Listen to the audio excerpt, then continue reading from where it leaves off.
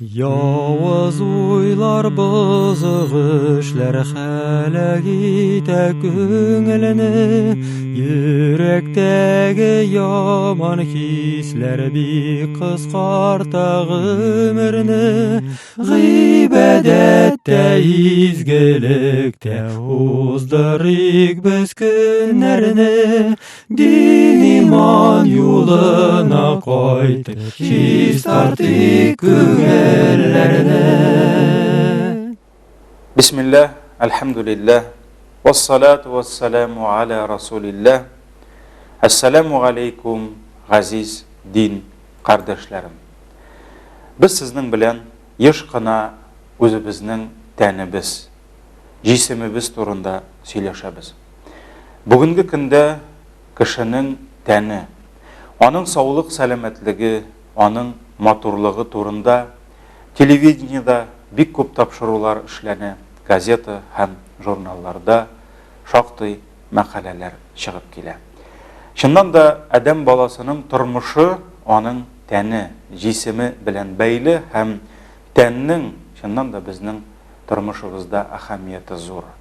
Һәм шушы тәнебез безгә тиешле дәрәҗәдә хезмәт итсен өчен, ул үзе дә бездән бик күп көч, бик зур игътибар сорый. Тәнебез безгә хезмәт итсен өчен, әлбәттә, аны ашатырга кирәк. Алла Тәгалә тәннәребезне ризыкка мохтаҗ итеп яратты. Тәнне ашату гына җитми. Тәнебез көн сайын үзенә тузан җыя, кирләнә, тирли, шуңа күрә тәнне сәламәт булсын өчен юып, чистартып, тазартып торырга кирәк. Көн сайын иртә белән торгач, тәһарәтләнәбез, битләребезне юабыз, тешләребезне чистартабыз, атнасына бер мәртәбәме гысел куенабыз, мунча керәбез һәм чыннан да тәнне әгәр чисталыкта, пөхтәлектә тотмасаң, аның саулыгы китә, хәле китә һәм ул үзенең хезмәтен тиешенчә башкара алмый башлый. Тәнебез безгә хезмәт иткәндә, әлбәттә, ул ара, алҗый, хәлсезләнә, шуңа күрә аны көн сайын йоклатырга кирәк, ял иттерергә кирәк. Шулай ук тәнебезне төрледән-төрле авырулардан, инфекциялардан саклап, кадерләп торырга кирәк. Әгәр дә ничектер сырхау үтеп керсә дә, без шундук дәвалану юлларын эзлибез, табибка чабабыз, даруханәгә барып, тиешле даруын алабыз һәм үзебезнең сәламәтлегебез өчен, әлбәттә, вакытыбызны да, кешебезне дә, акчабызны да, әлбәттә, кызганмыйбыз. Әлбәттә, кызганмыйбыз һәм чыннан да, әгәр дә кешенең шушы тәненә булган игътибарын, хезмәтен алсак, һәм кеше яшәгән тормышта күпме вакыт, күпме моңа көч китә, ул чыннан да ул күп җыела, чөнки хәтта йокыны гына алсак та 24 сәгатьнең 8 сәгатен йокласаң да ул 3тән 1 өлеше була. Шуңа күрә 40-45 яшьлек кешенең тормышында 15 елы шушы тәнен ял иттереп, йоклатып кына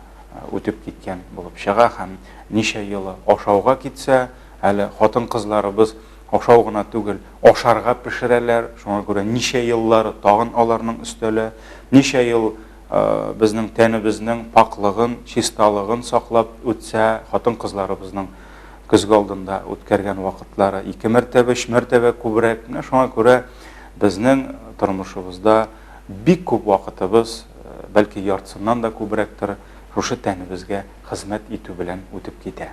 Әлбәттә, тәнсез яшәп булмый, ләкин шушы тәнебезне көне-төне кайгырта без яна бер өлешебезне, хәтта тәннән дә әһәмиятлерәк булган бер кисәгебезне онытып җибәрәбез. Кешенең тәне исән булсын һәм кешенең тормышы барсын өчен Алла Тәгалә аңа җан, күңел дигән нәрсә бирде. Адәм баласы үзенең җаны белән, күңеле белән исән. Шушы күңел дигәне ул безнең нәрсәнедер кабул итә, ул безнең күрә, ишетә, тоя һәм сизә. Әгәр дә якыннарыбыздан ерак китсәк, сәфәрдә булсак, безнең күңелебез балаларыбызны, гаиләбезне сагына башлый. Күңелебез белән без кемнедер якын итәбез. Аны хәтта үзебез дә аңлата алмыйбыз. Кемнедер күңелебез инкар итә, кабул итмей. Шуңа күрә аны күзләребезнең дә күрәсе, колакларыбызның да ишетәсе килми, аякларыбызның да аның янына барасы килми. Күңелебез белән без шатланабыз, куанабыз. Күңелебез безне кайгыга сала. Кай вакыт бер җиребез авыртмаса да, эштән күңелебез сызлана. Шуңа күрә бер нәрсә эшлисе, бер нәрсә күрәсе, хәтта ашыйсы да килми башлый. Күңел безне яшәтә. Күңел безне яшәтә, әмма күңелгә игътибар кая. Иртә белән торып, тәнеңә чәй ишерттең, төшке ашыңны ашадың, кичкесендә онытмадың, җаныңны ничә мәртәбә ашаттың? Бит күңелнең дә ашыйсы килә. Ашамаган күңел хәлсезләнә, аның саулыгы китә. Тәнеңне ничә мәртәбә даваладың? Җаныңа дава каян алдың? Бүгенге көндә кибеткә керсәк тә, даруханәгә керсәк тә, җан азыгы анда юк. Җан дарулары анда сатылмый. Бит тәнебезне дә күпме авырулар аңа һөҗүм иткән кебек, җаныбызга тагын да күбрәк, тагын да зуррак ширләр, авырулар һөҗүм итә. Бүген хастаханәгә барып, УЗИ үтеп, компьютерный томографка барып, бүген табиблар сиңа нинди авыру белән авырганыңны язып һәм дарулар язып бирергә мөмкиннәр. Җан, ул бит УЗИда күренми. Аны компьютерный томографлар күрми. Шуңа күрә җан авырулары нәрсә белән куркыныч, алар күренми. Һәм күп вакытта кеше аларның булуын үзе дә күрми, үзе дә белми. Ләкин ул авырулар катлам, ашамаган, йокламаган, юынмаган һәм нәтиҗәдә зәгыйфләнгән күңел җан өстенә катлам ята һәм нәтиҗәдә күңел җан сулый да, яши дә алмый башлый. Ул көрәшә алмый башлый. Тукайыбыз да күңел паклыгы, тормышта җан тынычлыгы эзләгән бит. Кирләнә, өстенә рух, һич хозур вижданга юк. Ни сәбәптән җир йөзендә тәнгә мунча, җанга юк. Әкрен кешенең күңелен дөнья тормышы, дөнья ыгы-зыгысы, дөнья фитнәләре агулап, аны тәмам зәгыйфләндерә, каралта. Күңел аш, ялангаш, кирләнгән, хәлсезләнгән, бит игътибарсызлыктан күңел түгел, тимер дә күгәрә. Шулай итеп, безнең гафиллегебез, ваемсызлыгыбыз астында күңелләребез әкрен генә үлә бара. Сөйкле пәйгамбәребез әйтте, дәреслектә, кеше бер явыз эш кылса, аның ул явызлыгы йөрәгенә бер кара нокта булып ята. Әгәр ул бу эштән үкенеп тәүбә итсә, ул кара нокта чистара юкка чыга. Әгәр тагын явызлык кылуын дәвам итсә, кара нокта зурайганнан зурайып, ахыр чиктә бөтен йөрәк өстен каплап ала. Күпме кешеләрнең бүген әҗәлләре җитеп, алар тар һәм караңгы каберләрдә ятсалар да, алар калдырган изгелекләр, алар утырткан агачлар үз җимешләрен, үз изгелекләрен бүген дә тирә-юньгә сибеп торалар. Күпме кешеләр Аллаһы Тәгалә биргән аяк куллары белән җир өстеннән йөреп, аларның күңелләре үлгән, нурлары сүнгәндер. Алар тире йөрүче мәйет булып яшыйлар. Үле күңел аның билгеләре нинди? Аллаһ Тәгалә безгә күңелне сизүче итеп бирде, әмма үлгән күңел ул сизми. Аллаһ Тәгалә безгә бирде шундый күңел, ул изгелекне танырга, ак белән караны айырырга тиеш, ләкин үлгән күңел акны карадан айырмый. Аллаһ биргән күңел ул изгелеккә сөенергә, явызлыкны күреп киенергә тиеш, ләкин үлгән күңел ул кайгырмый, изгелек күреп сөенмей. Чөнки үлгән күңел ул сукыр, ул шукрак һәм телсездер. Аллаһ Тәгалә андый күңелләр турында Кур'ан-ы Кәримдә әйтте. Ләһум кулубун ла яфкахуна биха. Бар аларның йөрәкләре, бар күңелләре, ләкин алар белән бер нәрсә дә аңламыйлар. Ва ләһум а'юнун ла юбсируна биха. Бар аларның күзләре, ләкин ул күзләре белән күрмиләр. Ва ләһум аҙанун ла ясмауна биха. Бар аларның колаклары, ләкин ул колаклары белән ишетмиләр. Икенче бер аятта Аллаһ Тәгалә әйтте: فإنها لا تعمى الأبصار ولكن تعمى القلوب التي في الصدور. Күзләр суқыр түгел, күкрәктә булган күңелләр, калепләр суқыр. Кеше күңеле адәм баласының кылган явызлыклары тәэсирендә карала торгач, ул ахыр чиктә акны кара итеп, караны ак итеп, дөрес булмаган, ялган рәвештә күрә башлый. Һәм кеше үзенең кылган гынахасыннан ыялу, ул гынахасын башкалардан тизрәк яшерү түгел, шушы явызлыгы белән мактана, горурлана, кешеләргә күрсәтә башлый. Ни өчен? Сабый булып бу дөньяга килгәндә ефәктән йомшак, сөттән ак булган күңел ката, карала, суқырая, шуқырак була. Чөнки күпләр бу мәсьәләне белми дә, кирәк дип тә тапмый, өйрәнми дә һәм өйрәнгәннәре дә, белгәннәре дә бик азлары гына тормышта куллана. Куркыныч авыру янына бер рухи, күңелләребез белән бәйле булган авыруны куясым килә. Һәм мин нинди генә табиб булмасын, нинди генә ул гыйльми дәрәҗәдә профессор, академик, галим булмасын, мин аның белән ахырга кадәр бәхәсләшергә әзермен. Бу авыруның корбаннары яман шиштән күбрәктер. Яман шишнең тән үлүчеләрдән, бу авырудан үлүчеләр, һәлак булучылар күбрәктер. Һәм ул авыру безнең бөтенебезгә дә таныш булган. Һәм ул авыруның күзәнәкләре һәрберебезнең ишебездә утырган, ул гади авыру, көнчелек дип атала. Әйе, көнчелек авыруы. Ул узиларда күренми, компьютер томографлары аны укымый. Көнчелек. Әмма ләкин шушы көнчелек ул күпме гаиләләрне юкка чыгара. Гаилә белән гаилә сугыша. Туган белән туган, әтисеннән калган авылдагы җимерлеп төшәм дигән йортны бүлешә алмый, көнчелек сәбәпле дошманга әйләнәләр. Ил белән ил сугыша, көнчелек сәбәпле. Менә моңа Аллаһ Тәгалә нефтен, газын күбрәк биргән, ә моңа бирмәгән, юк, ул аны дошман күрә. Менә шулай итеп саный башласаң, көнчелекнең корбаннары әлбәттә ул күбрәктер. Ләкин кем бу авыруны өйрәнә?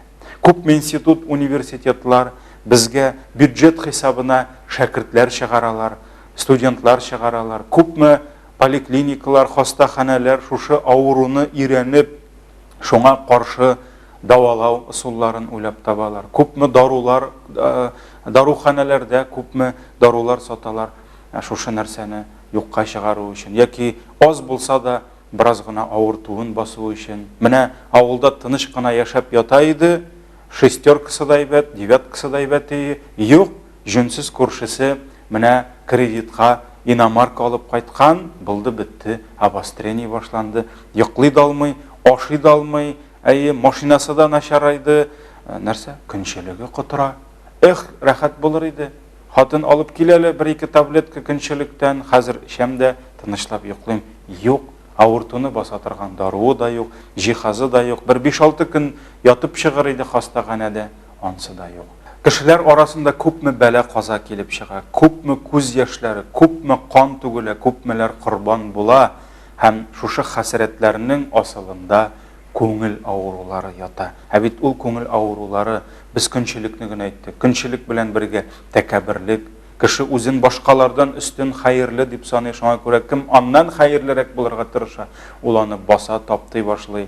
Булсынмы ул икейөзлелек, булсынмы ул хыянәт, булсынмы ул каткан бәгыр, булсынмы ул саранлык, кымсызлык һәм башкалар, булар барысы да күңел ширләре һәм алардан арынмыйча, аларга каршы көрәш игълан итмичә, без җәмгыятьтән киткән иминлекне, тынычлыкны кайтара алмаячакбыз. Ни өчен күңел мәсьәләсе безнең өчен иң мөһиме булып тора, чөнки кешенең тышкы хәрәкәтләре эштә оеша һәм эштә булганы тышына чыга.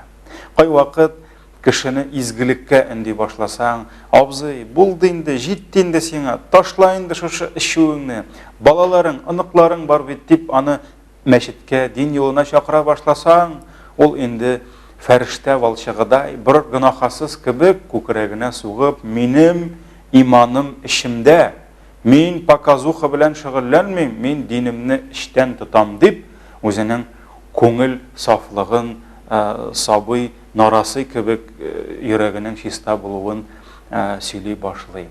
Әлбәттә, азиз кардәшләрем, кеше минем күңелем күпме генә чиста дип мактанса да, әгәр дә аның сөйләгән сүзе, әгәр аның яшәгән тормыш рәвеше, гамәле киресен күрсәтә икән, димәк аның бу мактануы үзен үзе акларга тырышу гынадыр. Кешенең эшлисе эше, әйтәсе һәр сүзе ул аның җаныннан, күңеленнән чыга. Әбу Хурайра исемле бер сахаба әйткән, йөрәк ул кешенең тәненең патшасы дигән, ә башка әгъзалар, күз, колак, аяк, куллар, алар шушы патшаның тугры гаскәре ди. Патша гаскәргә ни кушса, гаскәр шуны кыла диде. Шулай итеп, азиз кардәшләрем, кешенең эчендә ни булса, аның тышына шул чыга. Хәтта урысларда язык чырпалы души дип белми әйтмәгәннәрдер. Сөекле пәйгамбәрбез әйтте, дөреслектә кешенең тәнендә бер кичкенә генә әгъза бар, әгәр ул әгъза сәламәт булса, аның бөтен тәне сәламәт була, әгәр ул авырса, аның бөтен тәне бузыла, авыра һәм ул әгъза кешенең йөрәге, күңеледер, диде. Кадерле дуслар, сезнең игътибарыгызга күңел, җан белән бәйле булган дәресләребезне тәкъдим итәбез. Аллаһ Тәгалә теләсә, алдагы очрашуларыбызда саф күңелләрдә нинди күркәм, мактаулы сыйфатлар булырга тиеш, шуларга тукталырбыз. Күңел ризыгы булган, булсынмы ул аяла белү, булсынмы ул түбәнчелек, юмартлык, киң күңеллелек, үзара дуслык, бер-береңне ярата белү, бер-береңне кызгана белү, рәхим, шәфкать, булсынмы ул тугрылык, ихласлык һәм башкалар турында сөйләшербез. Шулай ук киресенчә, күңелне каралтучы авырулар нинди һәм аларны ничек даваларга, булсынмы ул кешенең тәкәбберлеге, менә мин бөтенегездән яхшы, ә сез миннән түбәндер. Булсынмы ул кешенең гыҗыплыгы, тәкәбберлекнең бер ботагы булган, ягъни кеше үзенә үзе сокланып, гаҗәпләнеп яши. Булсынмы ул кеше шатлыгына шатлана белмәү, ягъни көнчелек, булсынмы ул кымсызлык, шушы дөньяны кымсызларча җыю, саранлык, булсынмы ул вахшилек, уятсызлык һәм башка авырулар. Шулар хакында без сезнең белән сөйләшербез. Күңелләребезне иншалла бергәләп төзәтербез. Раббым Аллаһ безгә изге эшебезне изге ният белән башларга һәм ахырына җиткерергә насыйп итсен. Шушы һәм башка насихатлар аша күңелләребезне, тормышларыбызны Раббым үй илләребезне төзәтергә үзенең ярдәмнәрен бирсен. Исән Din iman yoluna koyduk, çiz artık күңелләрне.